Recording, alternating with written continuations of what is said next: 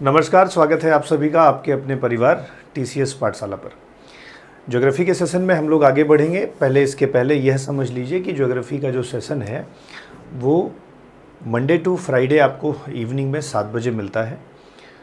और अभी तक हम लोगों ने क्लासेस में क्या पढ़ लिया है, पूरा कंप्लीट कर लिया है हिमालयन रेंज के बारे में। हिमालयन रेंज का जो डिवीज़न था नॉर्थ टू साउथ, मतलब हम लोगों ने बात कर ली थी किसके बारे में, ट्रांस हिमालय, मिडिल या वो ग्रेटर हिमालय, मिडिल या लेसर हिमालय, शिवालिक या आउटर हिमालय। साथ ही साथ हम लोगों ने बात कर ली थी ईस्टर्न जो हिमालयाज़ हैं, मतलब जिसे पूर्वांचल की पहाड़ियाँ बोलते हैं, उन पर बात हो गई। बात करते करते समय डेक्कन का वह क्षेत्र जो क्या कहते हैं मेघालय वाले रीजन में फैला हुआ है, थोड़ा सा असम वाले में है, मिकी रेंज करके, वो बात हो गई थी ना। गारो राजमहल गैप के बारे में चर्चा हो गई थी। ईस्टर्न पहाड़ियों के बारे में लगभग चर्चा हो गई थी। मिडिल या लेसर हिमालय का जो ईस्टर्न में फैला हुआ दाफला, मिरी, अबोर, मिसमी है ना, वो भी कंप्लीट हो गई थी। तो अगर आपने वीडियो नहीं देखा है अभी तक तो पुरानी वीडियोस को देख लीजिए, जिससे कि आगे के लेक्चर्स आपको कनेक्ट हो और समझ में आए। तो चलिए आज की क्लास जो है वो हम लोग बात करेंगे किसके बारे में, हिमालयन रीजन के बारे में थोड़ा थोड़ा, मतलब हिमालय का जो नदियों के आधार पर डिवीज़न है उस पर बात करेंगे। दूसरी बात हम लोग बात करेंगे वैलीज़ वहाँ पर बहुत सारी हैं ना, उन वैलीज़ की क्या विशेषताएं हैं, कश्मीर वैली क्या है, या जितनी भी वैलीज़ हैं ना उनके बारे में बताएंगे, करेवाज क्या है ना, इन पर चर्चा होगी। तो चलिए, अगर आप नए हैं तो इस चैनल को आप सब्सक्राइब कर सकते हैं, जुड़ सकते हैं, जिससे कि ऐसे जितने भी लेक्चर हैं वो आपको आसानी से मिलते रहें। ठीक है, चलिए तो बात करते हैं हिमालय का क्षेत्रीय प्रभाग में। अगर बात करें तो हम लोग क्या कहते हैं कि हिमालय जो है वो हम लोग कैसे पंजाब या कश्मीर हिमालय, ऐसे ही कुमायूं हिमालय, मध्य या नेपाल हिमालय में आदि में डिवाइड कर सकते हैं। मतलब इसको इमेज वाइज अगर दिखाएं तो कुछ इस तरह से हम लोग डिवाइड कर सकते हैं। अगर रिवर्स वाइज हम लोग दिखाएं तो रिवर्स वाइज हम लोग इसको कैसे कर सकते हैं, एक रिवर आपको क्या मिलती है, इंडस मिलती है।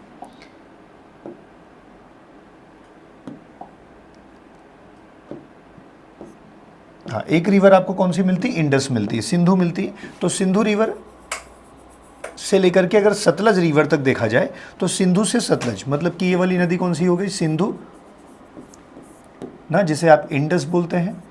इंडस रिवर से लेकर के कौन से, सतलज रिवर तक अगर देखा जाए तो यहाँ तक जो ये फैला हिमालय है इसी को हम बोलते हैं पंजाब या कश्मीर हिमालय। ठीक है, उसके बाद सतलज से लेकर के काली तक जो फैला हुआ है ये काली नदी है। काली नदी का मतलब आपको लिपू लेक दर्रा याद आ रहा होगा, मतलब वही विवादित दर्रा जिसे नेपाल बार बार क्लेम करता है कि हमारा है। ठीक है, लेकिन काली नदी जो है वो 2 स्ट्रीम से निकलती है, मतलब एक स्ट्रीम ऐसे, एक स्ट्रीम यहाँ से कनेक्ट होती है।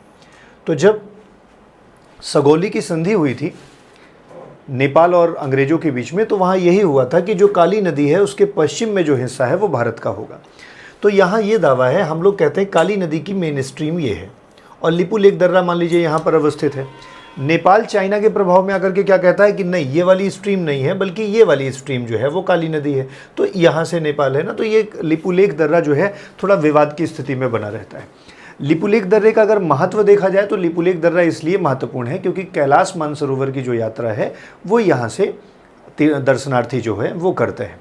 तो इसलिए लिपू लेक दर्रा एक मतलब भारत के लिए रिलीजियस व्यू से बहुत ज़रूरी है। तो काली नदी के बीच का ये वाला जो क्षेत्र है जिसे हम लोग कुमायूं हिमालय के नाम से जानते हैं। ठीक है, अगर हम लोग यहाँ से आगे बढ़ें तो नेपाल का क्षेत्र आ जाता है और हम फिर तीस्ता सिक्किम के पास या पश्चिम बंगाल के पास चले जाते हैं। तो जब हम लोग तीस्ता नदी की बात करते हैं तो यहाँ से यहाँ का जो रीजन है हम इसे बोलते हैं कि ये नेपाल हिमालय। और इसके आगे अगर हम लोग देखें तो यहाँ से एक ब्रह्मपुत्र नदी आती है, दिहांग दिबांग, कुछ याद होगा आपको, पिछले लेक्चर्स में बात हुई थी। इसी को हम लोग असम हिमालयाज कहते हैं। तो नदियों के आधार पर भी हिमालयाज को डिवाइड किया गया है। कई बार ये पूछ लेता है पंजाब या कश्मीर हिमालय जो है या कुमायूं हिमालय जो है वो किन 2 नदियों के बीच का क्षेत्र पड़ता है। तो अगर कभी पूछ ले तो आपको कुछ ऐसे याद रखना है, भाई सिंधु है, सतलज है, काली है और तीस्ता है और ब्रह्मपुत्र है।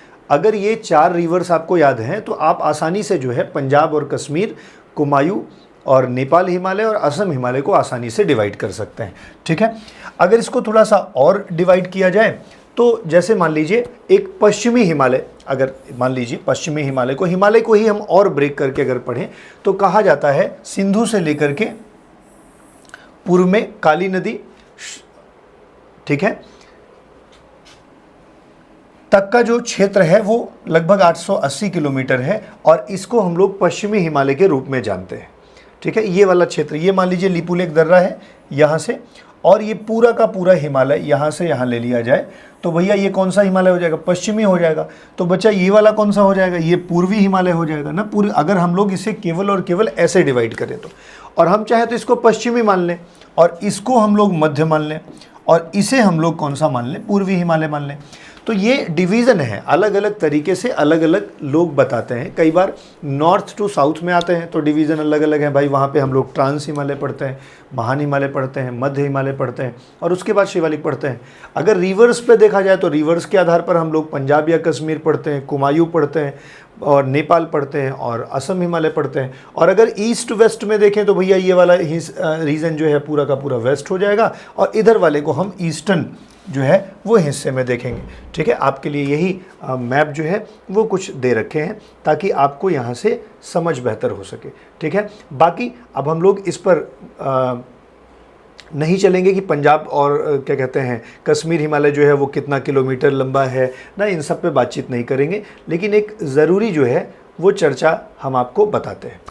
ये जो हिमालयन क्षेत्र है ना, हिमालयन क्षेत्र में कुछ ऐसी पर्वतमालाएं हैं जहाँ से रास्ते बने हुए हैं और उन रास्तों को ही हम लोग क्या बोलते हैं? पास बोलते हैं या ला बोलते हैं। ठीक है, तो कई बार आपने सुना होगा ना कुछ महत्वपूर्ण दर्रों के बारे में। ठीक है, जैसे जोजिला सुना होगा, बुर्जिला सुना होगा, खारदुंगला सुना होगा, बनिहाल सुना होगा, इमिसला सुना होगा, लनकला सुना होगा, छांगला सुना होगा, लिपुलेख सुना होगा, माना सुना होगा, नीति सुना होगा, बोमडीला सुना होगा, सेला सुना होगा, नाथुला सुना होगा, दीफू सुना होगा ना। ऐसे बहुत सारे दर्रे हैं। तो ये जो दर्रे हैं ना, इन्हीं को पास भी कहते हैं ना। कुंजुम पास जैसे आप सुनते हैं। ठीक है, जो सतलज नदी आती है वो भी तो हमारे एक पास के माध्यम से ही एंटर करती है। मतलब पास का मतलब हो गया रास्ता। तो ऐसी पर्वतमालाओं में बहुत सारे पासेस हैं। हालांकि पासेस के बारे में हम लोग अलग से चर्चा करेंगे। ठीक है, काराकोरम कहाँ है, अघील कहाँ है ना, विल टॉक अबाउट इट, हम इस पे अलग से बात करेंगे। लेकिन अगर बात करें तो ये वाला जो रीजन है ना, यहाँ पे बहुत सारे रास्ते मिलेंगे और वो जो पहाड़ों के बीच से रास्ते बने हैं उन्हीं को क्या कहा जाता है? पास कहा जाता है ना। ये आपको अलग अलग पास दिख रहे हैं। अलग से जब चैप्टर पढ़ाएंगे तो हम आपको बताएंगे कि कश्मीर वैली को कौन जोड़ता है ना, लद्दाख को कौन जोड़ता है, फिर नुब्रा घाटी को कौन जोड़ता है। हम इस पर बात करेंगे आगे चल करके। ठीक है ना। हाँ, अगर हम लोग थोड़ा सा और आगे चलें तो रिवर्स के बारे में बच्चे अलग से हम लोग बातचीत करेंगे, टेंशन मत लीजिएगा। हम लोग सीधे पहुंच आते हैं इस जगह पर। ठीक है, कई बार एक जनजातीय समूह जो है वो इस हिमालय के क्षेत्र में पाया जाता है, जिसे क्या बोलते हैं? भोटिया जनजाति। ये खानाबदोश समूह है, एक तरीके से चरवाहे हैं। ठीक है, ये क्या करते हैं? गर्मियों के समय में जो है बुग्याल और प्याल, बुग्याल और प्याल क्या है? ये वहाँ के घास के मैदान के नाम है। जैसे आप अगर आप वर्ल्ड हिस्ट्री पढ़ रहे होते हैं तो आप जब दक्षिण अमेरिका पढ़ रहे होते हैं तो शायद वहाँ पे आप लानोस की बात करते हैं, कटिंगास की बात करते हैं, सेरेडोस की बात करते हैं, ग्रैंड चैको की बात करते हैं ना। ये कुछ और नहीं है, घास के मैदान के नाम है। वैसे ही बुग्याल और प्यार, बुग्याल और प्यार जो है ये घास के मैदान है। कश्मीर वाले एरिया में, उत्तराखंड से जस्ट ऊपर देखा जाए तो मिलेगा। तो ये बुग्याल जो है ये घास के मैदान है। ठीक है, घास जब गर्मी का मौसम होता है तो ये लोग क्या कहते हैं? ऊपर की ओर चलते चले जाते हैं उत्तराखंड के ऊपर रीजन में, और बुग्यालों या प्यारों में जो है वो अपने जो चरवाह के रूप में जानवरों को चारा खिलाते हैं। और जब ठंडी आ जाती है तो ये फिर से नीचे घाटियों की ओर लौट आते हैं। तो ये पूछा जाता है बुग्याल और प्याल ये क्या है? ये घास के मैदान है। और कौन सी जनजाति वहाँ पाई जाती है? खानाबदोश समूह, जिसे आप लोग क्या कहते हैं? आप लोग कहते हैं भोटिया जनजाति ना। ये कुछ अगर आप कश्मीर कभी घूमने जाएंगे तो आप इनसे ज़रूर मिलेंगे। ठीक है, मतलब ऐसे लोगों को आप देखेंगे। और इसमें वहाँ पे जो जनजाति प्रमुख रूप से रहती है, जो चरवाहे के रूप में अपने जानवरों को लेकर के गर्मियों में ऊपर की दिशा में जाने लगते हैं, क्योंकि गर्मियों में इधर गर्मी होगी तो घास कम हो जाएगी, ऊपर के क्षेत्रों में मिलेगी जहाँ सर्दी है, और सर्दी के समय में फिर से वैलीज़ में अपने लौट आते हैं।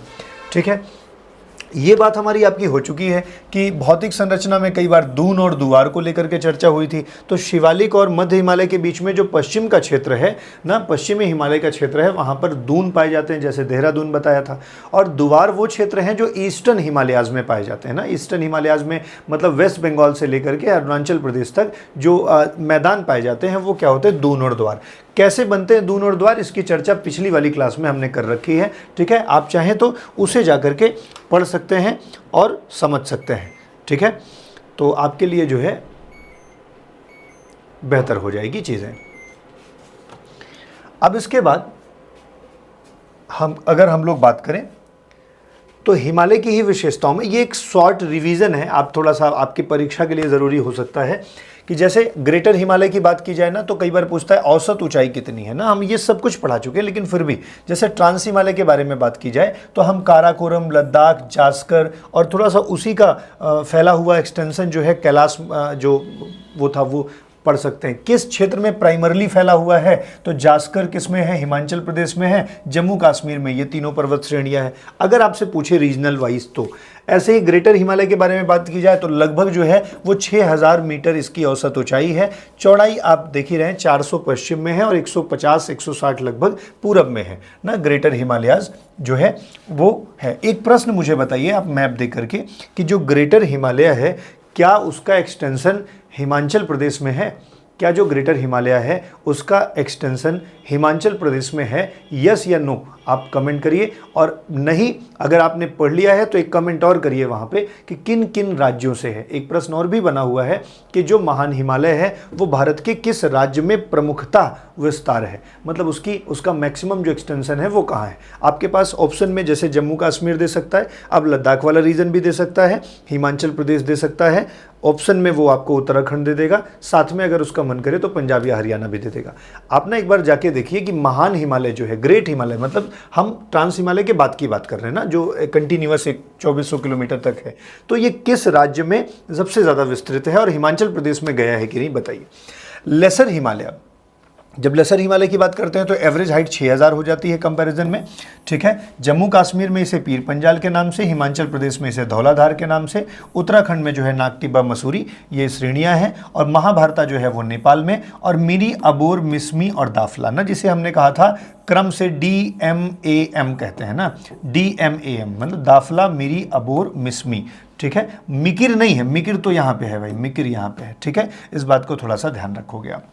चलो बढ़िया, अगला देखो शिवालिक। शिवालिक की बात की जाए तो एवरेज हाइट कितनी हो गई, 1000। कई बार ना स्टेटमेंट में एवरेज हाइट दे देता है, ठीक है, 1200 से 1300 है, तो वो गलत स्टेटमेंट हो जाएगा। इसको भैया जम्मू कश्मीर में आप जम्मू हिल्स के नाम से जानते हैं, हिमाचल प्रदेश में इसको आप शिवालिक बोलते हैं, उत्तराखंड में इसे जो है धांग या क्या कहते हैं, धुंधवा कहते हैं। वैसे उत्तराखंड के थोड़ा सा आगे अगर आप जाएँ नेपाल वाले में तो आप इसे क्या बोलते हैं, चुरिया घाट बोलते हैं, ठीक है। तो कई बार ना ऐसे भी दे देता है कि धांग है, धांग के आगे जो है धुंधवा है नेपाल वाले क्षेत्र में, और नेपाल से लेकर के जो आगे ईस्टर्न तक फैला हुआ है अरुणाचल प्रदेश तक, उसे चुरिया घाट कहते हैं ना। तो कई बार क्वेश्चन पूछने का तरीका भी डिपेंड करता है कि कैसे जो है वो उत्तर देना है उसका, ठीक है। तो इस तरह से हिमालयन रेंजेस के बारे में जो ज़रूरी बातें थी वो आपने जान ली। अब हिमालय पे ही एक फीचर्स पाए जाते हैं जिसे आप बोलते हैं वैलीज़ ना। वैलीज़ में जैसे वी शेप्ड वैलीज़ खूब चर्चा में रहती है।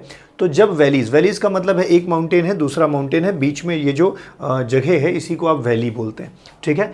मतलब एक माउंटेन ऐसा है and this is another mountain, so this complete, ये वाली जो आकृति है इसी को आप वैली बोलते हैं, ठीक है। तो जब वैलीज़ की बात करते हैं ना तो कुछ प्रमुख वैलीज़ हैं जो पाई जाती हैं कहाँ पर, हिमालयन रेंज में, ठीक है। तो इंपॉर्टेंट वैलीज़ के बारे में हिमालयाज़ के बता रहे हैं। सबसे पहला आपको याद रखना पड़ेगा कश्मीर घाटी ना। कश्मीर घाटी से प्रश्न भी कई बार बनता है। कश्मीर घाटी में एक मैदान बनता है जो सैफरन की खेती के लिए बड़ा फेमस है ना, करेवाज शायद उसको कहते हैं। कांगड़ा वैली, कांगड़ा घाटी, कुल्लू वैली, कुल्लू मनाली, वहीं जहां आप घूमने जाते हैं कई बार, ठीक है।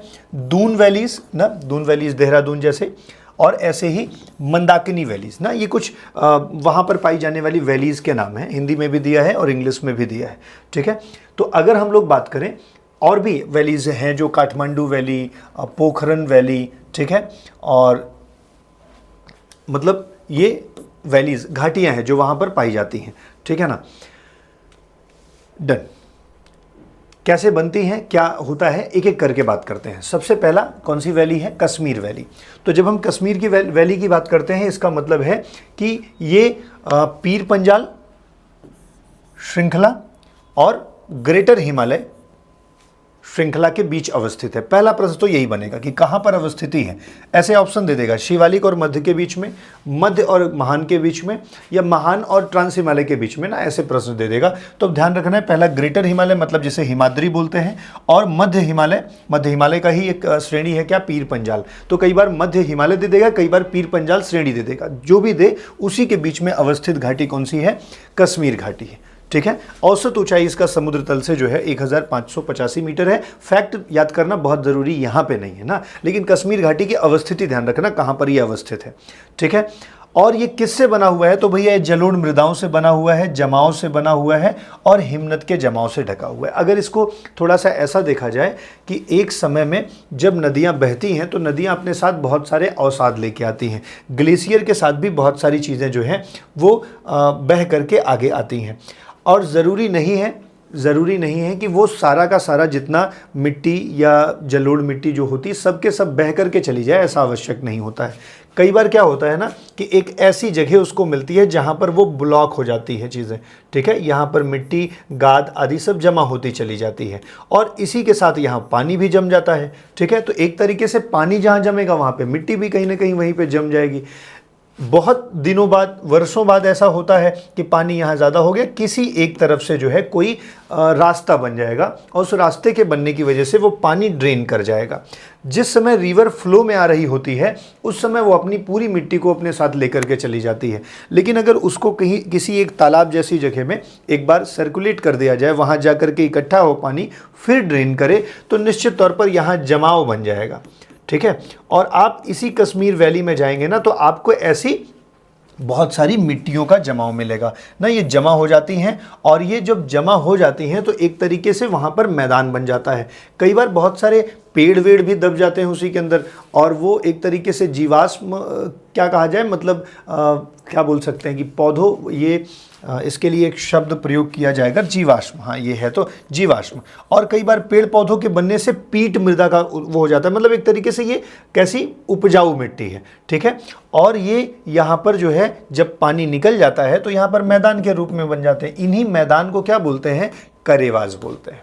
ठीक है। करेवास के बारे में देखो दिया है। करेवास क्या है? थिक डिपॉजिट है, ग्लेशियल क्ले का या डिपॉजिट है जो नदियों के द्वारा बहाए गए जमाव, जो क्या कहते हैं, गाद मान लो। ठीक है। जो डिपॉजिट की जाती है लेक में, और बहुत सारे क्या कहते हैं, जीवाश्म का जो संग्रह होता है वहाँ पर ये बन जाते हैं। कई बार टीलों की तरह बन जाते हैं और कई बार जो है मैदान की तरह बन जाते हैं। इन्हीं को हम लोग क्या बोलते हैं? इन्हीं को करेवास बोलते हैं। और अगर करेवास के बारे में देखा जाए ना तो करेवास बहुत फेमस हैं। किसके लिए करेवास फेमस हैं? सैफरन की खेती के लिए। ये करेवास के मैदान जम्मू एंड कश्मीर में पाए जाते हैं, और किसके लिए फेमस है? सौंफ की खेती के लिए फेमस है। बहुत बार पेपर में ये प्रश्न पूछा गया है। ठीक है। हाँ, ये मैं कह रहा था ऑर्गेनिक मैटर। ऑर्गेनिक मैटर का मतलब है वनस्पति या कार्बनिक पदार्थ ना, पेड़ वेड़ ढक जाते हैं तो वो भी आगे चल करके उपजाऊ बनाने में ही तो मदद करते हैं ना। तो जो कश्मीर में वैली में जो एक मैदान पाया जाता है तो उसे करेवास बोलते हैं। ये थोड़ा सा ध्यान रखना। चलो, अगली घाटी जो है वो कौन सी है? कांगड़ा वैली, हिमाचल प्रदेश में पाई जाती है। पहली बात तो डायरेक्ट प्रश्न यहाँ से रखना। ठीक है। कहाँ पर सिचुएटेड है? तो बिटवीन धौलाधार रेंज, ठीक है, एंड दी शिवालिक रेंज। मतलब धौलाधार का मतलब क्या हो गया? जैसे पीर पंजाल के आगे बढ़ोगे तो धौलाधार आ जाएगा, और इधर शिवालिक रेंज, मतलब कि मध्य हिमालय और शिवालिक हिमालय के बीच में अवस्थित है। ठीक है। और अगर क्या कहते हैं, ये भी देखना है कि रिवर से कनेक्ट करना है तो आप बियास रिवर से इसको कनेक्ट कर सकते हैं, बट ठीक है, मतलब वहाँ तक बियास रिवर तक इसका फैलाव है। आप बस इतना ध्यान रखें कि मध्य हिमालय और शिवालिक हिमालय के बीच में एक्सटेंडेड है। ठीक है।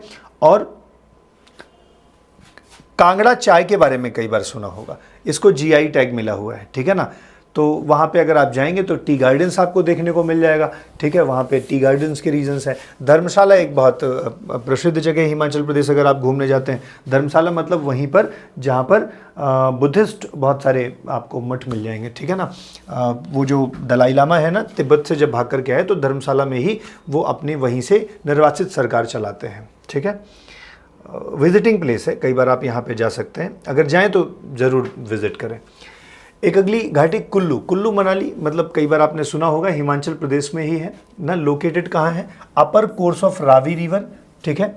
और it is formed by the Beas river between Manali and Larji, ठीक है। रावी नदी के ऊपरी भाग में स्थित है, ठीक है। मतलब ऐसे पूछो कि रावी है और रावी के नॉर्थ में है, ऊपरी भाग का मतलब है नॉर्थ में है, ठीक है। और यह ब्यास नदी द्वारा निर्मित है। रावी और बियास अगर कई बार देखेंगे तो रावी एंड बियास, ठीक है। और रावी और बियास जहाँ कनेक्ट होती है ना, वहीं से एक नहर बनी हुई है, और वो नहर जो है आजकल राजस्थान में हरा भरा माहौल ले आ रही है। उस नहर का नाम मुझे बताइए, वहाँ पे जो बांध बना हुआ है उसका भी नाम मुझे बताइए, ठीक है। कोई एक बांध है, वहाँ से एक इंदिरा गांधी कैनाल निकली हुई है ना, बताइए। तो यहाँ अगर आप जाते हैं कुल्लू घाटी तो आपको सेब के बाग देखने को मिल जाएंगे, खा भी लीजिएगा वहाँ पे, ठीक है। इस तरीके से ये टर्म भी खत्म हो जाता है। जो महत्वपूर्ण घाटियाँ हैं ना, Kashmir valley, Kangra valley, Kullu valley ना, उनकी अवस्थिति पूछता है और राज्य पूछता है। अगली बात, एक प्रश्न बनता है snow line in Himalayas, Himalaya में जो स्नो लाइन है ना, उसके कॉन्सेप्ट क्या है। तो जैसे ही हम स्नो लाइन के बारे में कॉन्सेप्ट में चलते हैं, ठीक है, स्नो लाइन के कॉन्सेप्ट पे चलते हैं, तो हमें आपको यहाँ पे ये समझाना होगा। जैसे मान लीजिए ये हिमालय का विस्तार है, तो हिमालय का विस्तार ना डायरेक्ट सीधा तो है नहीं, तो सीधा नहीं है तो हिमालय का विस्तार कुछ कैसा है, ऐसा है, मतलब पश्चिम की ओर ऊपर है और इधर नीचे है। मैंने ये चीज़ पहले समझाई थी कि अगर मान लीजिए ये 0 डिग्री है, तो 0 डिग्री से यहाँ पर जो है वो दूरी कम है, इसकी तुलना में यहाँ पर दूरी ज़्यादा है। अब 0 डिग्री से दूरी क्यों कंपेयर कर रहे हैं? क्योंकि 0 डिग्री से जितना नज़दीक होगा उतना ही यहाँ पर तापमान मिलेगा, और जितना तापमान होगा, तापमान में जो है वो बर्फ़ तुरंत तो जम नहीं पाएगी, इसका मतलब और ऊंचाई पर बर्फ़ जमेगी। अब अगर यहाँ पर मैं एक पर्वत बना दूँ और यहाँ पर एक पर्वत बना दूँ, ठीक है, तो अगर हम यहाँ पे देखें तो यहाँ तो तापमान खूब होगा, मतलब बर्फ़ जमने की स्थिति यहाँ से मिलेगी। तो यही जहाँ से बर्फ़ रहती है सदैव ना, इसी को स्नो लाइन कहते हैं। हिमरेखा, बर्फ जहां से पर्वत हमेशा बर्फ में ढका रहता है। और अगर पश्चिम में आए तो अब देखिए बच्चे, जरा सा समझने की कोशिश करिए। ये तो सीधी लाइन यहाँ पे आ रही, और अगर इसकी लाइन को हम लोग ले आए तो यहीं से कनेक्ट हो जा रही है। इसका मतलब है कि पूरब में हिम रेखा जो है ऊपरी पहाड़ों पर पाई जाएगी, लेकिन अगर पश्चिम में देखा जाए तो भाई यहाँ तो दूरी ऊंचाई बराबर है। अब यहाँ से देखें तो यहीं से बर्फ जम जाएगी। तो प्रश्न नंबर 1 बनेगा कि ये बताइए, हिमरेखा पूर्वी हिमालय में पश्चिमी हिमालय की तुलना में कम ऊंचाई पर पाई जाती है। तो ये गलत जवाब हो जाएगा, क्योंकि यहाँ देखो, यहाँ से पर्वत चालू हुआ है, थोड़ी दूर पर हिमरेखा मिल गई, लेकिन यहाँ से पर्वत तो चालू हुआ है तो थोड़ी दूर पर तो नहीं मिली ना, आपको दूर जाना पड़ रहा है। यहाँ अधिक ऊंचाई पर हिमरेखा है और यहाँ जो है कम ऊंचाई पर हिमरेखा है। पहला स्टेटमेंट ये ध्यान रखोगे। कोई बोले क्यों, तो भैया तापमान की उपस्थिति कम है या विषुवत रेखा से डिस्टेंस बहुत ज़्यादा है, अल्टीट्यूड ज़्यादा है, ठीक है। दूसरा प्रश्न बनता है कि जहाँ तापमान होगा वहाँ पर वेजिटेशन ज़्यादा होगा।